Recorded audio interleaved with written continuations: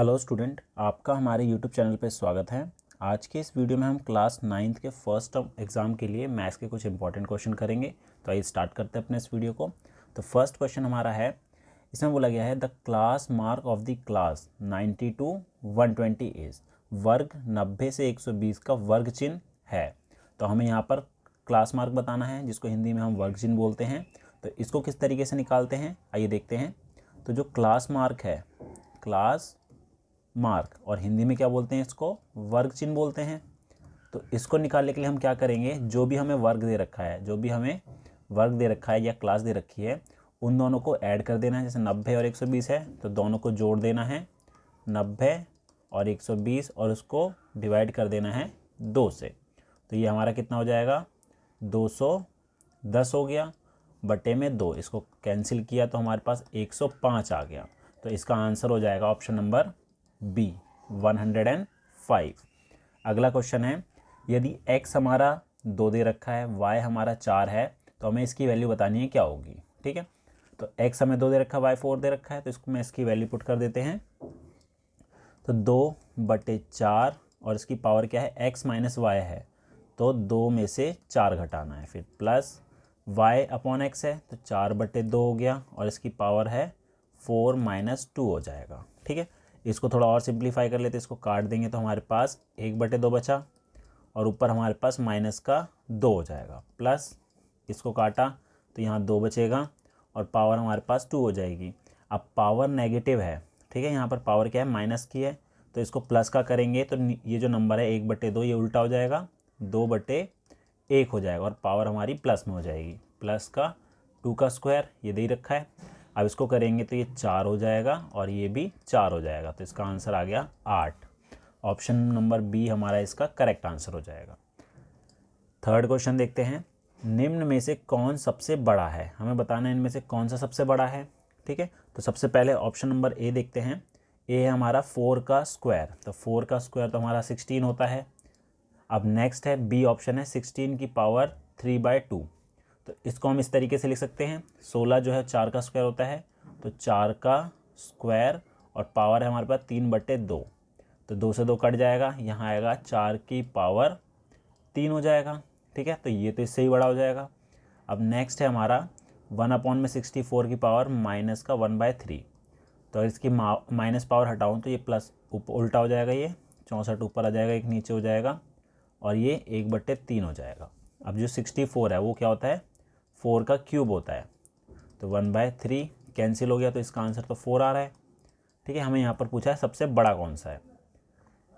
अगला है 256 की पावर है -1/4।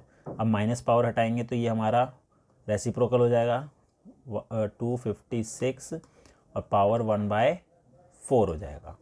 तो हमारे ये चौथा ऑप्शन तो फ्रैक्शन में आ रहा है, तो ये तो हो ही नहीं सकता। तो यहाँ पर पहला 16 है, दूसरा जो था 4 की पावर 3 मतलब कि 64 है, और तीसरा हमारा 4 है, और चौथा हमारा फ्रैक्शन में, तो ये होगा ही नहीं बड़ा। तो हमारा ऑप्शन नंबर 20 का करेक्ट आंसर हो जाएगा। ठीक है, अगला क्वेश्चन है, अगला है, हमें यहाँ पर ये नंबर दिया हुआ है 0.31854 ये हमें नंबर दे रखा है। ठीक है, हमें बताना है कि इनमें से ये नेचुरल नंबर है, इंटीजर है, रैशनल नंबर है या इरेशनल नंबर है।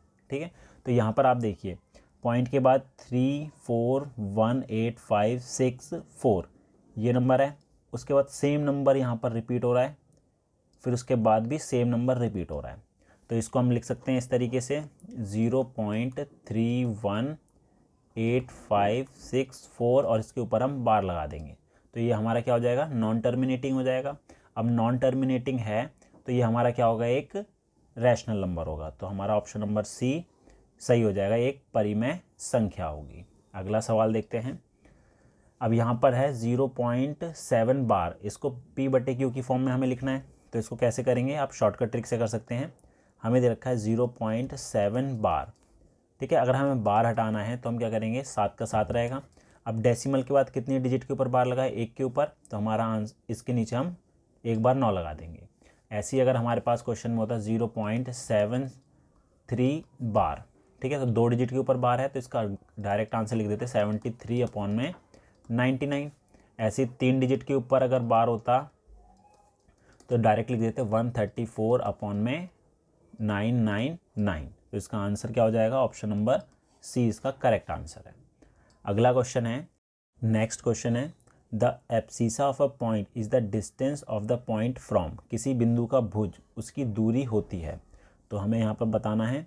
ठीक है, तो इसको कैसे करेंगे, पहले एक यहाँ पर मैंने कार्टेशियन प्लेन ड्रॉ कर लिया इसको अच्छे तरीके से समझने के लिए। ये एक्स एक्सिस है, ये वाई एक्सिस है। अगर मेरे को यहाँ पर 2 और 3 ये पॉइंट प्लॉट करना हो तो ये 1 2 3 1 2 3 एक्स एक्सिस पे 2 है और वाई पे 3 है, तो यहाँ पर आएगा। ठीक है, ये 2 और 3 होगा। अब बोला गया था the abscissa of a point, abscissa हमारा होता है एक्स कोऑर्डिनेट, तो एक्स कोऑर्डिनेट तो 2 है, तो यहाँ पर बोला है the abscissa of a point is the distance of the point from. तो ये कहाँ किसका डिस्टेंस बता रहा है, ये बता रहा है वाई एक्सिस का। ठीक है, किसका डिस्टेंस बताएगा ये, वाई एक्सिस का। तो ऑप्शन नंबर हो जाएगा ऑप्शन नंबर बी, वाई अक्ष। अगला सवाल है, किसी बिंदु का वाई निर्देशांक उसकी दूरी होती है। ठीक है, तो ये हमारा बिल्कुल सेम क्वेश्चन है जैसे क्वेश्चन नंबर 6 करा है, तो इसका आंसर हो जाएगा एक्स अक्ष से। अगला क्वेश्चन है, वह बिंदु जिसके दोनों निर्देशांक ऋणात्मक हैं स्थित होगा। If both the coordinate of a point are negative then that point will lie in. तो यहाँ पर अगर मैं कार्टेशियन प्लेन ड्रॉ करूँ तो हमें ये पता है कि एक्स एक्सिस ये वाई है। फर्स्ट क्वाड्रेंट में हमारे दोनों जो हैं पॉजिटिव होते हैं, सेकंड क्वाड्रेंट के अंदर एक्स नेगेटिव होता है, वाई पॉजिटिव होता है, थर्ड क्वाड्रेंट में दोनों नेगेटिव होते हैं, और फोर्थ क्वाड्रेंट में एक्स पॉजिटिव और वाई नेगेटिव होता है। तो बोला क्या है कि दोनों ही नेगेटिव हो, तो किस में होते हैं दोनों नेगेटिव, थर्ड क्वाड्रेंट में। तो ऑप्शन नंबर सी इसका करेक्ट आंसर हो जाएगा। अगला है, निम्नलिखित में से कौन से रेखिक समीकरण नहीं है। Which of the following is not a linear equation. हमें बताना है इनमें से कौन सा लीनियर इक्वेशन नहीं है। तो आपको ये पता होना चाहिए लीनियर इक्वेशन क्या होती है। तो लीनियर इक्वेशन हमारी होती है जिसमें x की जो हाईएस्ट पावर होगी, वेरिएबल की जो हाईएस्ट पावर है वो 1 होगी। ठीक है, अगर मैं स्टैंडर्ड फॉर्म लिखी तो हमारे होगी ax plus B equal to 0। ये हमारी स्टैंडर्ड फॉर्म हो गई। यहाँ x की जो हाईएस्ट पावर है वो क्या है, 1 है। तो इसी तरीके से अगर मैं फर्स्ट वाले ऑप्शन को सॉल्व करूँ, ठीक है, सॉल्व करने के बाद हमारे पास क्या आएगा, ये आ जाएगा। अगर 3x को मैं यहाँ ले आऊँ और 2 को उधर ले जाऊँ तो ये हो जाएगा मेरा 2x इक्वल टू 1। ठीक है, जिसको लिख सकते हैं 2x माइनस 1 इक्वल टू 0। तो ये तो लीनियर इक्वेशन है। इसी तरीके से b देखिए, यहाँ पर एक्स स्क्वायर है, यहाँ पर x है, तो एक्स स्क्वायर तो कटेगा नहीं, तो ये जो है हमारा ये लीनियर इक्वेशन नहीं होगा। इसी तरीके से ऑप्शन नंबर सी जो है वो भी लीनियर इक्वेशन होगा, और ये ऑप्शन नंबर डी ये भी लीनियर इक्वेशन होगा। क्यों, क्योंकि अगर मैं इसको सॉल्व करूँगा तो यहाँ से एक्स स्क्वायर कैंसिल हो जाएगा। तो इसका आंसर हो जाएगा ऑप्शन नंबर बी। अगला है, which of the following is not a linear equation in 2 variable. तो इसमें से कौन सी जो है लीनियर इक्वेशन नहीं है 2 वेरिएबल में। ठीक है, तो 2 वेरिएबल में हमारे पास 2 वेरिएबल होनी चाहिए और उसकी हाईएस्ट पावर 1 होनी चाहिए। तो ऑप्शन नंबर फर्स्ट में ये लीनियर इक्वेशन है 2 वेरिएबल में, और हाईएस्ट पावर एक्स और वाई की क्या 1 है। ये भी हमारा है, तो मतलब ए भी है, बी भी है और डी भी है, लेकिन जो सी है वो नहीं है क्योंकि यहाँ पर एक्स का पावर क्या दे रखी है, 2 दे रखी है। अगला क्वेश्चन है, अ linear equation in 2 variable has maximum. 2 चर वाले रैखिक समीकरण के अधिकतम हल हैं, तो कितने सॉल्यूशन हो सकते हैं, इसके इनफाइनाइट सॉल्यूशन हो सकते हैं। ठीक है, अनेक हल हो सकते हैं इसके। अगला सवाल है, an angle which is greater than 180 degree and less than 360 degree. एक कोण जिसका माप जो है वो 180 से अधिक होता है और 360 से कम हो। ठीक है, तो उस कोण को हम क्या बोलते हैं, उसको बोलते हैं हम प्रतिवर्ती कोण, रिफ्लेक्सिव एंगल। तो ऑप्शन नंबर सी इसका करेक्ट आंसर हो जाएगा। अगला क्वेश्चन है, 110 का प्रतिवर्ती कोण रिफ्लेक्सिव एंगल ऑफ 110 इज। तो अगर हमें किसी भी एंगल का हमें रिफ्लेक्सिव एंगल निकालना हो तो हम क्या करेंगे, 360 में से हैं उस एंगल को माइनस कर देंगे। तो इसका जो रिफ्लेक्सिव एंगल निकलेगा तो वो आएगा 360 माइनस 110 डिग्री, तो ये आएगा 250 डिग्री। तो ये हमारा इसका रिफ्लेक्सिव एंगल हो जाएगा, option number C. Next question है, if the figure P O Q is a straight line, यहाँ पर ये पी ओ क्यू एक स्ट्रेट लाइन दे रखी है। The three adjacent angles are consecutive numbers, the measure of these angle is. तो यहाँ पर पी ओ क्यू एक स्ट्रेट लाइन है, यहाँ पर 3 एंगल बन रहे हैं, हमें बताना है तीनों एंगल का मेजरमेंट कितना होगा। तो यहाँ पर हमें ये पता है कि तीनों एंगल का सम जो है वो कितना होगा, 180 होगा, मतलब कि x plus 1 plus x plus 2 equal to 180 degree. अब इसको सॉल्व कर लेते हैं, x प्लस एक्स 3x हो गया और प्लस 3 इक्वल टू 180। तो इसको सॉल्व करके पहले x की वैल्यू आप निकालेंगे, -3 हो गया, ये प्लस था यहाँ पर, तो 3x इक्वल टू कितना हो गया 177। सो x की वैल्यू आ जाएगी हमारी 177/3, कैंसिल करा, 3 पंजे 15, 3 निम 27। तो x की वैल्यू तो हमारे पास आ गई है 59। तो तीनों एंगल कितने होंगे, पहला दे रखा ये x है तो ये तो 59 हो गया, दूसरा x प्लस 1 तो 59 प्लस 1 हमारा 60 हो जाएगा, और यह 59 प्लस 2 इक्वल टू 61 हो जाएगा। 59, 60 और 61 इसका करेक्ट आंसर है, तो ऑप्शन नंबर बी इसका सही हो जाएगा। अगला क्वेश्चन है हमें यहाँ पर एंगल ए का मेजरमेंट बताना है कितना होगा, ठीक है। तो ये फिगर हमें दे रखी है और बाहर के दोनों एंगल हमें दे रखे हैं, तो हमें बताना है जो ए है ये कितना होगा। इसको मैंने एक्स ले लिया, तो सबसे पहले जो हमें 100 डिग्री दे रखा है इससे हम ये अंदर वाला निकाल सकते हैं, इसको मैंने वाई ले लिया, और 120 से ये अंदर वाला निकाल सकते हैं, इसको मैंने जेड ले लिया, ठीक है। तो वाई प्लस 100 ये हमारा इक्वल टू 180 हो, क्योंकि लीनियर पेयर है। तो y कितना आ जाएगा, 180 में से 100 माइनस किए तो 80 डिग्री हो गया। इसी तरीके से z और 120 भी हमारा लीनियर पेयर बना रहे हैं, ये भी 180 के इक्वल होगा। तो z हो गया हमारा 180 माइनस 120 इक्वल टू 60 डिग्री, ठीक है। तो हमें पता लग गया y कितना है, 80 है, और z हमारा 60 है, हमें x निकालना है। अब यहाँ ये ट्राइंगल बन रहा है ABC, और ट्राइंगल के तीनों एंगल का सम कितना होता है, 180 होता है। तो x plus Y plus Z equal to 180 degree. तो हमारे पास x तो हमें फाइंड करना है, y 80 है और z 60 है, इक्वल टू 180। सो x आ जाएगा हमारा 180 माइनस किया 140 इक्वल हो गया कितना, 40 डिग्री। तो ऑप्शन नंबर सी इसका करेक्ट आंसर हो जाएगा।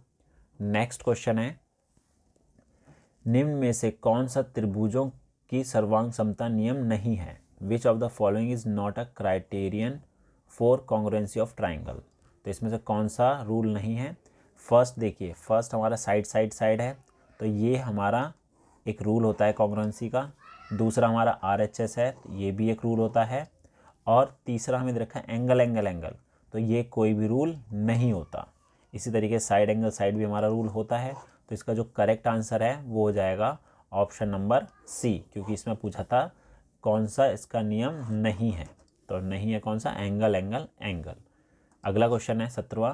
नेक्स्ट क्वेश्चन है, यदि AB बराबर QR दे रखा है, BC बराबर PR दे रखा है और CA बराबर PQ दे रखा है, तब हमें बताना है कि इनमें से कौन सा क्राइटेरिया सही बैठ रहा है, ठीक है। तो इसके लिए हम एक ट्रिक अपनाएंगे, वो क्या है, देखिए, अगर मैं पहला ऑप्शन लूँ, A option, ABC is congruent to PQR, तो उसके लिए मैं क्या करूँगा, पहले दोनों देख लेता हूँ, AB और इसके दोनों।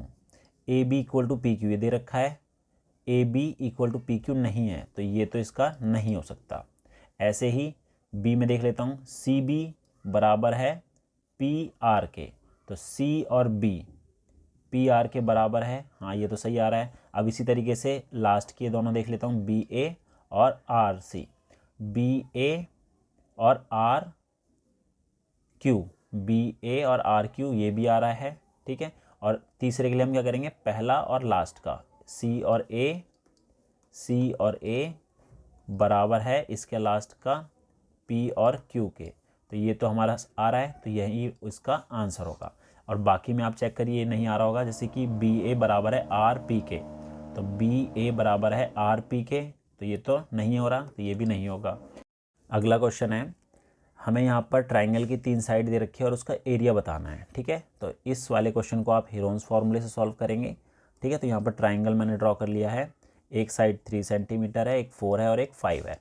सबसे पहले हम क्या करेंगे, S निकालेंगे। S कैसे निकलता है, इसका सेमी पेरीमीटर, अर्ध परिमाप, तो तीनों साइड को जोड़ दीजिए, 3, 4 और 5, 12 होता है, तो 12/2, इसको काटा तो हमारा 6 आ गया। तो एस तो हमारा 6 आ गया। अब इसका जो एरिया का फॉर्मूला होता है क्षेत्रफल का, हेरोन्स फार्मूला, वो होता है हमारा एस, एस माइनस ए, एस माइनस बी और एस माइनस सी, ये होता है।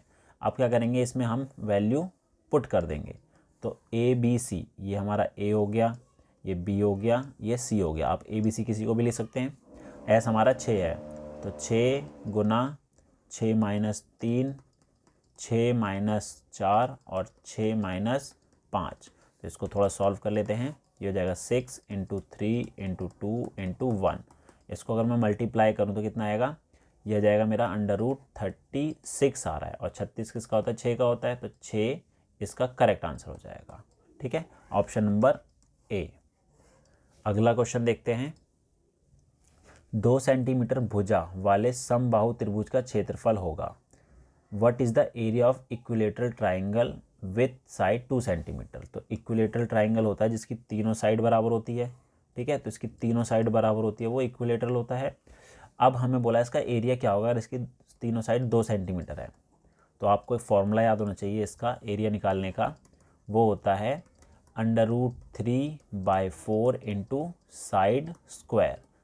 ठीक है, तो √3/4 तो फॉर्मूले में ही, साइड हमें कितने दे के 2 सेंटीमीटर, 2 का स्क्वायर किया तो √3/4 इंटू 4 हो जाएगा, 2 का स्क्वायर किया तो कट गया, तो आ गया √3 centimetre square. Option number D इसका करेक्ट आंसर हो जाएगा। अगला है, ए भुजा वाले समबाहु त्रिभुज का क्षेत्रफल होगा। Area of equilateral triangle of side a unit. तो अभी हमने पिछले क्वेश्चन में देखा है, तो कोई इक्विलेटरल ट्राइंगल है जिसकी साइड जो है वो सारी इक्वल होती है, और यहाँ पर ए बोला है कि सारी साइड ए है, ए यूनिट में है, तो उसका एरिया का फॉर्मूला क्या हो जाएगा, ऑप्शन नंबर बी, √3/4 ए स्क्वायर। नेक्स्ट है, एक निश्चित उद्देश्य से एक चित्रित किए गए तथ्यों या आंकड़ों को कहते हैं। फैक्ट्स और figure collected with a defined purpose are. तो इसको हम क्या बोलते हैं, इसको हम बोलते हैं डेटा, आंकड़े। ठीक है, तो ऑप्शन नंबर बी इसका करेक्ट आंसर हो जाएगा।